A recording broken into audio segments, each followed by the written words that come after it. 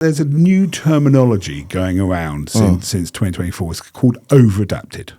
Okay. All right. So an over-adapted HMO is a property which the valuer thinks can never be sold as C3.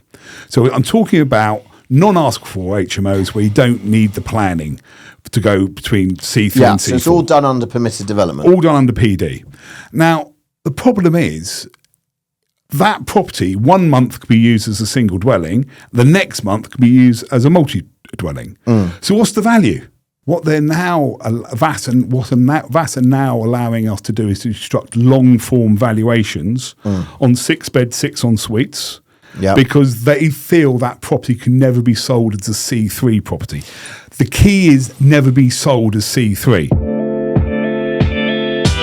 Welcome to the Property Business Accelerator podcast, and today I'm welcoming back Bruce Mannering from Bond Finance.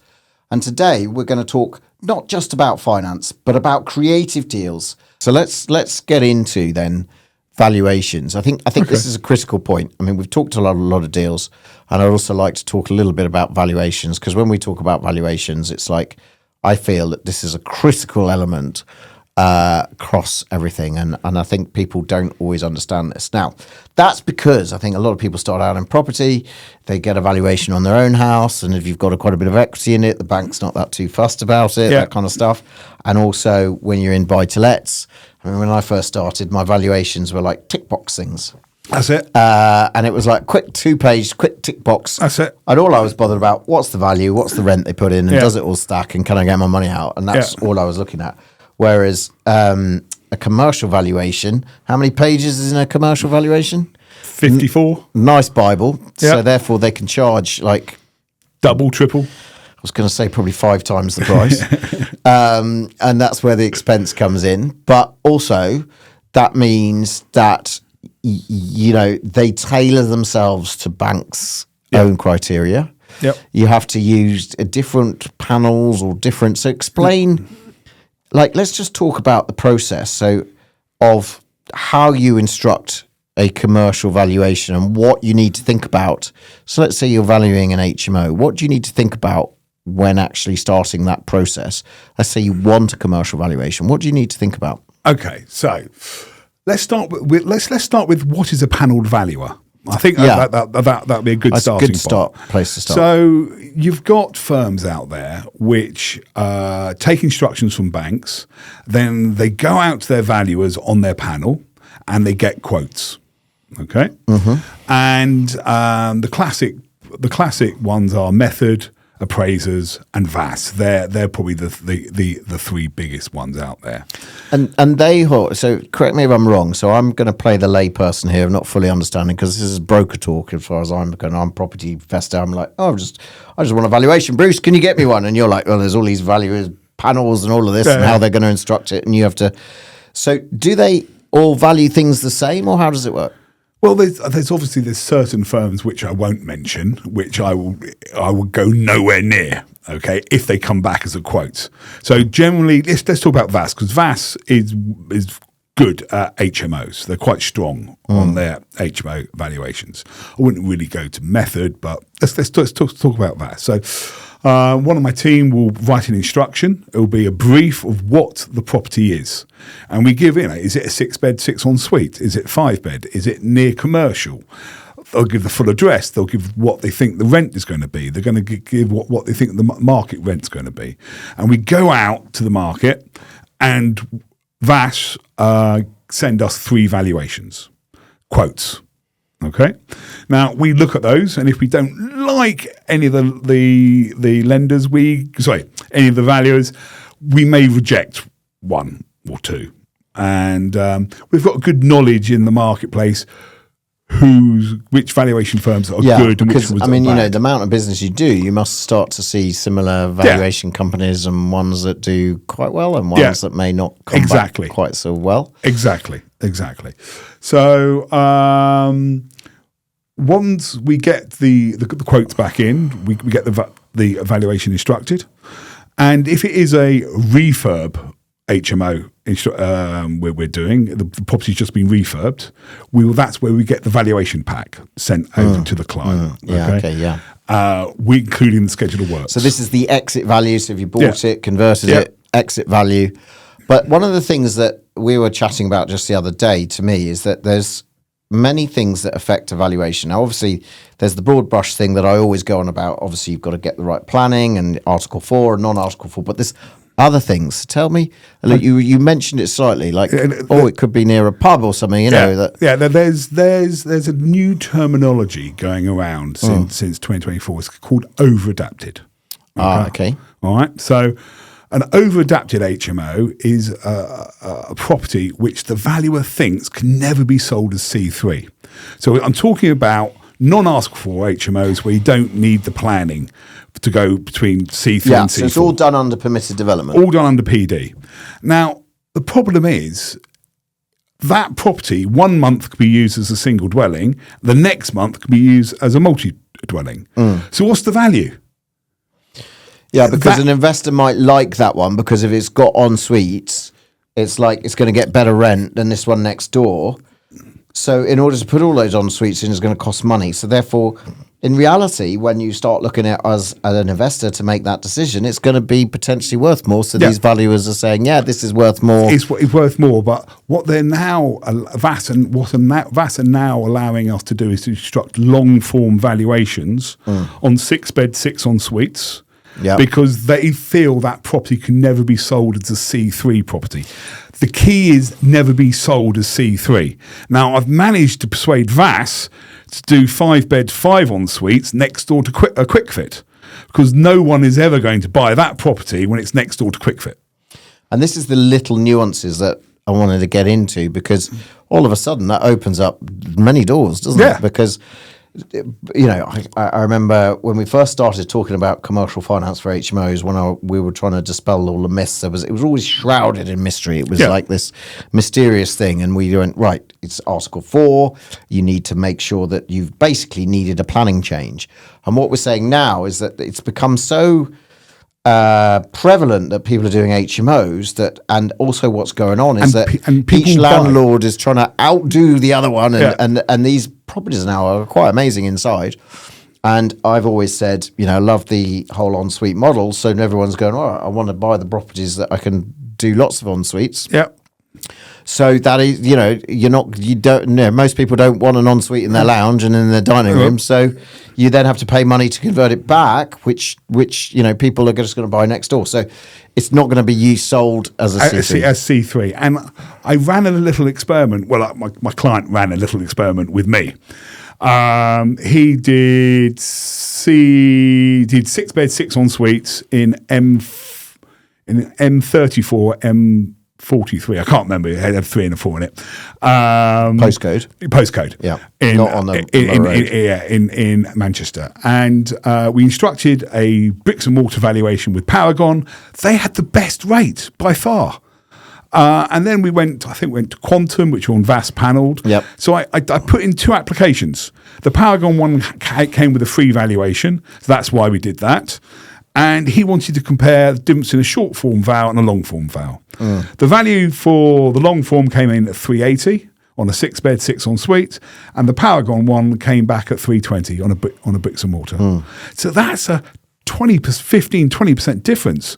Yeah. Which is when you're trying to recycle the cash out each time to build your portfolio, it's very important to try and really get the highest valuation possible. And also, if you borrow, a lot of people borrow that money and they need to pay it back. Yeah. And if they can't pay it back, then it's a methodology that doesn't work. So it's really, really important. It's really understand what the valuers are valuing and how they're valuing HMOs. And the big thing is over-adapted. And it's understanding which lenders are happy with this over-adaption. It's understanding which aren't, which are going to do long form, which are going to do short form. Yep. What affects as you said, what's going to be affecting that you can't sell this property as a C3. You snuck in one that was close to next door to a commercial unit. Yep. Therefore, Really, is someone going to really want that as a home? And they took that. And it does come down to a little bit about the individual valuer agreeing with all of this kind of stuff as well. So you need to understand that. But I think it's critical because, again, if we take social housing and understanding valuations as social housing, because to me, there's a buy-to-let. You look at the rates. You could go with any lender. You're pretty much going to get very similar valuations. Yeah. So you go for the cheapest. You go for that. People take that mentality into the HMO world, fail. and into the social housing world. Yeah. And then they go, oh, this is expensive. And it's like, yeah, but the deal, you can recycle all your cash. You've got lots of cash flow.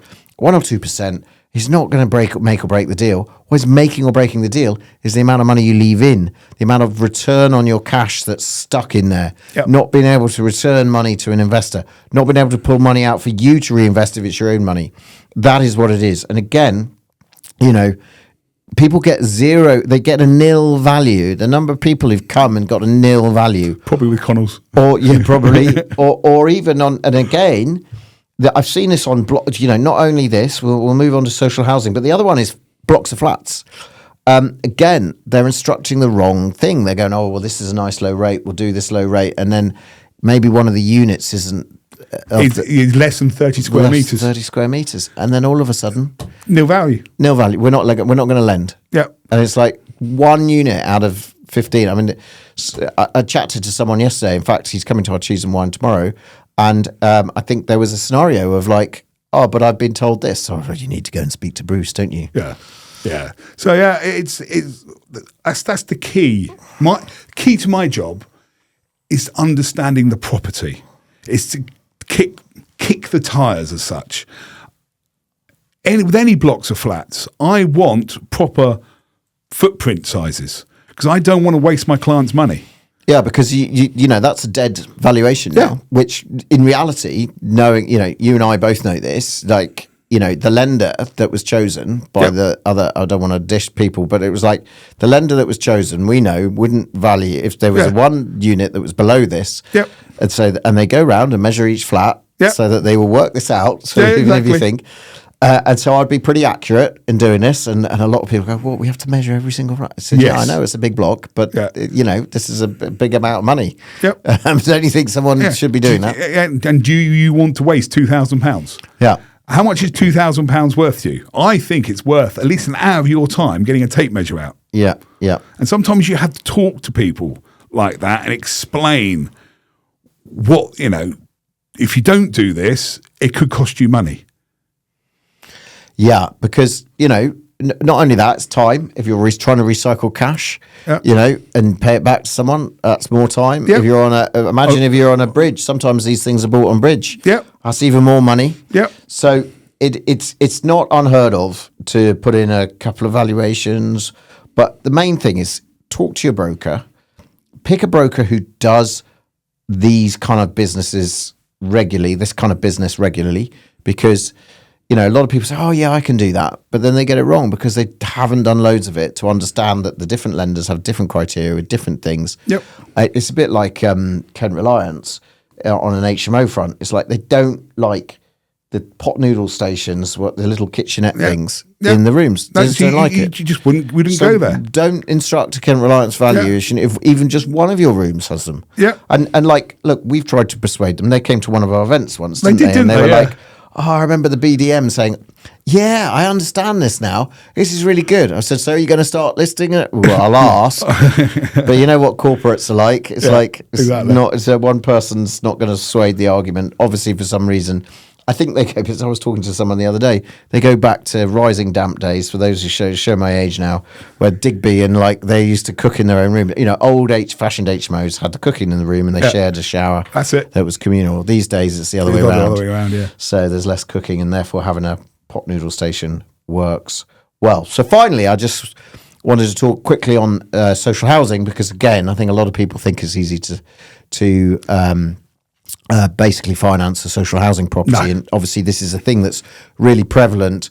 Obviously there's benefit tenants, which isn't too difficult, but it's when you have these contracts that everybody's after, these long-term contracts. So tell us a few things that might affect the valuation, and therefore, you need to again know which banks. It's not less of the valuation. It's more about, will the bank lend with that tenant profile in place? Because the valuation is going to be based off the market rent, not the passing rent you're receiving. Okay. Yeah. So if you get a better rent, it's the lower of the two, isn't it? Well, they'll run the rental stress test off the lower of the two. Okay. The valuation, would be the market. Would be the market rent. Okay. And any social housing contract I'm looking at, any social housing deal I'm looking at, I immediately ask for the contract. Because I'm looking at the contract, I want to see if the break clause is in both directions and how long the lease is.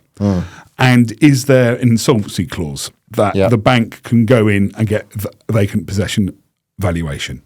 There's some great lenders out there. There's a fleet lends on social housing contracts. And they're good rates. They're great rates on a bricks and mortar value. But if you're in an Article 4 area, you're not going to get a commercial yield with fleet. So you've got to tootle off to Quantum or HTB or Shawbrook or Lenco.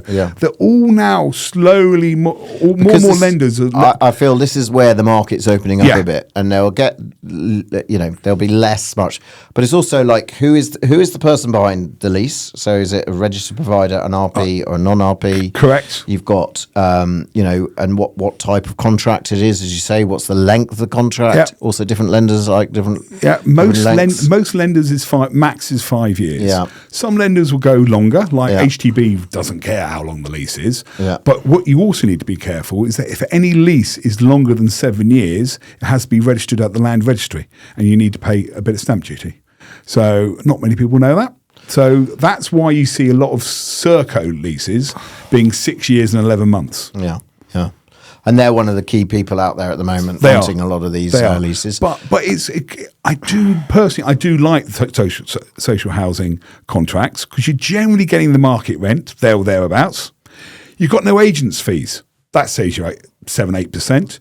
You've got no maintenance costs. That's going to save you 7-8%. What else you've got? You've got no voids. That could save you 7-8%. So you're potentially saving 25% of your rent roll just by renting it out on a 5-year lease. So on the surface, sometimes these don't seem that great a rents, but by the time you add in all of these elements that you're talking about, plus I would also say time and hassle, because they are less hassle. That's why they're starting to become very attractive in the marketplace, and also with all of the rent reform bill, etc., that's coming in, they seem quite sensible, because you're not going to have that battle too. So I think, there's a good area of the market to think about. But again, the areas that I find exciting in the marketplace are like, these over-adapted HMOs, these high-end HMOs, these blocks of flats, the mixed-use buildings, and the social housing.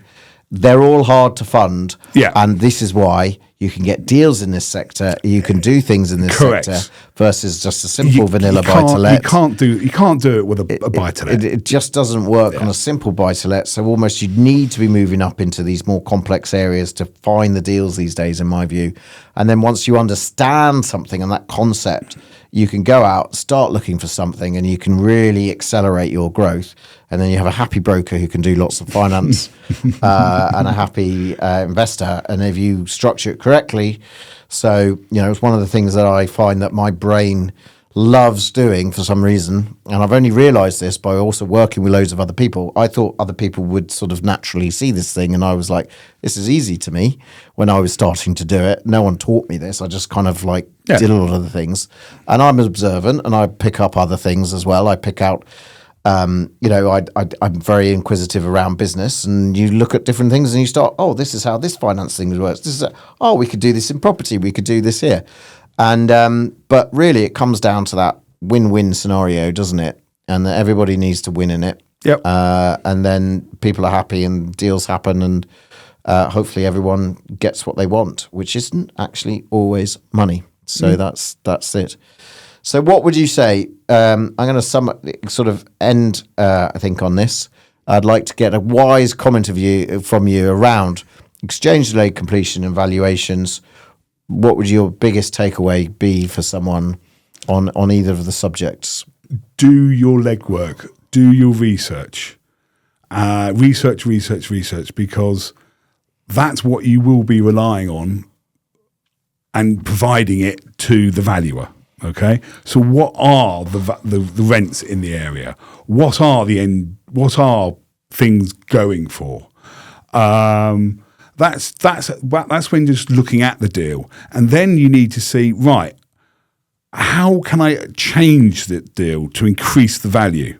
So find out what all the figures are, and then what can you do creatively? Complete on the commercial first, and then the resi afterwards. Can I get in and out as quickly as possible? That's very important when you want any sort of bridging finance. But definitely working with you also helps as well. Yeah, I find when you overlap a couple of strategies, so there's a lot of creative strategies, a lot of things you can do. Often if you combine two things, I find, for example, utilising rental monies as deposits, segmenting the deal, exchange delayed completion. If you start combining those, what doesn't look like such an attractive deal suddenly becomes able to do so. What would normally the high cost of finance would eat everything up, but if you structure it correctly, that's what it is. And so for me, the two key takeaways to do exchange delayed completion is, overlay different techniques and make the property pay for itself, but understand what's important to the vendor. And then around the valuations, as you say, due diligence and get into detail around the valuations so that you understand what might impact it. Because I can't imagine that many people know that if you've got a property next to a quick fit or a similar type of commercial outfit, actually, even though it's 5 beds, you could commercially value. Yeah. And that little thing there that suddenly makes that property deal. And someone else would be saying, oh, no, that's exactly. Not commercially viable. So I'd like to thank you for your time today, Bruce. My pleasure. And it was good to have another chat with you. Yeah. And I guess if anybody wants to contact you, look for Bond Finance. Yep. There'll also be a link in the below. And obviously, again, if anybody wants to start to talk to me about a deal that they might have now, having listened to this, then get in contact. Generally, you can book a call and we can have an initial consultation, and we can then, start to look to see if there's something in this deal. Spot on. Thank you, Mike. Thank you.